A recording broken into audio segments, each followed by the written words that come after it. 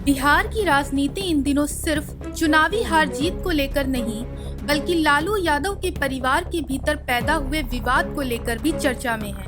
RJD को मिली करारी हार के बाद पार्टी की आंतरिक कलह खुलकर सामने आ गई है, जहां सबसे ज्यादा सुर्खियां बटोरी लालू की बेटी रोहिणी आचार्य ने, जिन्होंने सार्वजनिक रूप से परिवार से दूरी बनाने की घोषणा करते हुए दो नामों पर सीधे उंगली उठाई, जिनके नाम हैं संजय यादव और रमीज खान। संजय यादव पहले से ही तेजस्वी के बेहद करीबी माने जाते रहे हैं, लेकिन रमीज खान का नाम पहली बार राष्ट्रीय स्तर पर छाया हुआ है। यही वजह है कि अब हर तरफ सिर्फ एक ही सवाल है, आखिर कौन है रमीज खान, जिनके कारण लालू परिवार में इतना बड़ा भूचाल आ गया। दरअसल रमीज खान की पहचान सिर्फ एक पॉलिटिकल वर्कर की नहीं, बल्कि तेजस्वी यादव के पुराने दोस्त के रूप में भी की जाती है। रमीज और तेजस्वी की दोस्ती क्रिकेट खेलने के दौरान शुरू हुई थी, जब तेजस्वी सक्रिय खिलाड़ी हुआ करते थे। क्रिकेट क्लब में शुरू हुई ये दोस्ती आगे चलकर राजनीतिक भरोसे में बदल गई और धीरे धीरे रमीज तेजस्वी की कोर टीम का हिस्सा बन गए। बिहार चुनाव के दौरान भी रमीज पार्टी के कैंपेन वॉर रूम में अहम भूमिका निभाते दिखे, जहां वे सोशल मीडिया से लेकर ग्राउंड कैंपेनिंग तक कई पहलुओं को संभाल रहे थे। वहीं रमीज के बैकग्राउंड हिस्ट्री की बात की जाए तो रमीज का बैकग्राउंड बिहार से नहीं बल्कि उत्तर प्रदेश के बलरामपुर से जुड़ा है, जो नेपाल बॉर्डर के बेहद करीब है। उनका परिवार स्थानीय राजनीति में वर्षों से सक्रिय रहा है। उनकी शादी एक सियासी घराने में हुई।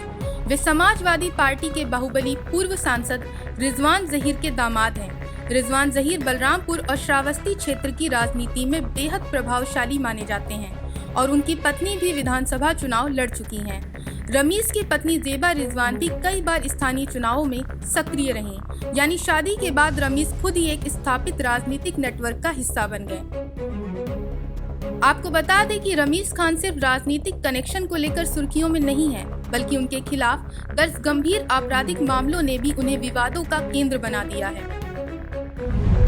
रमीज के खिलाफ यूपी के तुलसीपुर और कोकरास थाने में हत्या और गैंगस्टर एक्ट समेत 12 मुकदमे दर्ज हैं। कई बार उनका नाम भीड़, हिंसा, दबंगई और राजनीतिक प्रतिद्वंदिता से जुड़े मामलों से सामने आया है।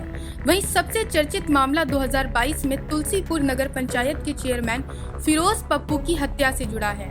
आरोप है कि इस हत्या के पीछे राजनीतिक रंजिश थी और इसी मामले में रमीज, उनकी पत्नी जेबा और उनके ससुर रिजवान सहित तीनों गिरफ्तार हुए थे। यह हत्या बेहद योजनाबद्ध तरीके से की गई थी, जिसके बाद दक्षिणी उत्तर प्रदेश की राजनीति कई महीनों तक गर्म रही। हालांकि बाद में रमीज और उनकी पत्नी जमानत पर बाहर आ गईं, जबकि रिजवान जहीर अब भी जेल में बंद हैं। ऐसे में सवाल उठता है कि यूपी का एक विवादित चेहरा आखिर बिहार की सबसे बड़ी विपक्षी पार्टी के अंदर इतनी गहराई तक कैसे पहुंच गया। रिपोर्ट्स के अनुसार तेजस्वी यादव के सबसे भरोसेमंद सलाहकार संजय यादव ने ही रमीज को बिहार की राजनीति में प्रवेश दिलाया। बलरामपुर में चुनाव के दौरान संजय यादव और रमीज की मुलाकातें बढ़ी, जिसके बाद दोनों के बीच नजदीकी बढ़ी। जब तेजस्वी ने अपनी कैंपेन टीम को मजबूत करना चाहा, तब संजय यादव ने रमीज को शामिल करवाया। वहीं तेजस्वी और रमीज की पुरानी क्रिकेट दोस्ती ने इस निर्णय को और आसान बना दिया। नतीजा ये हुआ कि रमीज बिना किसी विरोध के आरजेडी के वॉर रूम और कैंपेनिंग टीम में एक मजबूत चेहरा बन गए। वहीं आरजेडी की हार के बाद लालू की बेटी रोहिणी आचार्य ने खुलकर आरोप लगाया कि रमीज खान और संजय यादव ने ही उन्हें परिवार से अलग कर दिया। उन्होंने कहा कि पार्टी की खराब हालत के लिए वे लोग किसी तरह की जिम्मेदारी नहीं लेना चाहते, इसलिए उन्हें किनारे कर दिया गया। ऐसे में बिहार से लेकर लखनऊ तक सवाल उठे कि क्या बिहार की सबसे बड़ी सियासी विरासत पर बाहरी लोगों का प्रभाव बढ़ चुका है? क्या लालू परिवार में विश्वास की दीवार गिर चुकी है? फिलहाल आज रमीज खान एक ऐसा नाम बन चुके हैं जो यूपी की अपराध कथाओं से लेकर बिहार की उच्च स्तरीय राजनीति तक चर्चा में है। तेजस्वी की टीम में उनकी भूमिका, उनके अपराध के आरोप और उनसे जुड़े पारिवारिक विवाद सभी मिलकर इस घमासान को और बड़ा बना रहे हैं। ऐसे में बिहार की राजनीति में सत्ता, भरोसे और परिवार के भीतर बढ़ते अविश्वास के प्रतीक के रूप में उठा ये तूफान कब शांत होगा, इस पर सबकी निगाहें टिकी हुई हैं। Bureau report, Punjab Kesari TV. हमसे जुड़े रहने के लिए हमारे YouTube चैनल को सब्सक्राइब करें और नई वीडियो की नोटिफिकेशन के लिए बेल आइकॉन को दबाएं।